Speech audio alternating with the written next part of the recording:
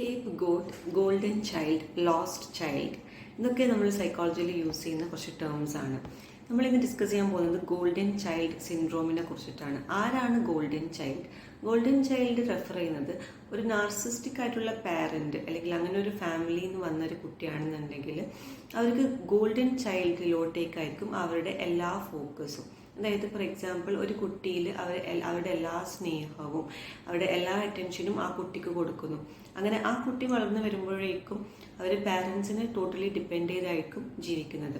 അവർക്ക് സ്വന്തമായിട്ടൊരു ഡിസിഷൻ എടുക്കാനോ അല്ലെങ്കിൽ ഒരു സെൽഫ് എസ്റ്റീം ഒക്കെ അവരെ നന്നായിട്ട് ബാധിക്കും. ഒരു ഫാമിലി സെറ്റിങ്സിലോട്ടേക്ക് വരുമ്പോഴും, അതായത് ഈ ഗോൾഡൻ ചൈൽഡ് കല്യാണം കഴിയുമ്പോഴേക്കും അവരുടെ നീഡ്സ് ഒന്നും സാറ്റിസ്ഫൈ ചെയ്യാതെ അല്ലെങ്കിൽ പാർട്ട്ണറിന്റെ നീഡൊന്നും സാറ്റിസ്ഫൈ ചെയ്യാതെ മൊത്തം പാരൻസിലോട്ടേക്ക് തന്നെ ഫോക്കസ് കൊടുക്കും. അങ്ങനെയാണ് പലപ്പോഴും പ്രശ്നങ്ങൾ സംഭവിക്കുന്നത്. അപ്പം ഇങ്ങനെ ഒരു ഗോൾഡൻ ചൈൽഡ് നിങ്ങളുടെ ഫാമിലിയിൽ ഉണ്ടോ എന്ന് ചെക്ക് ചെയ്യാം.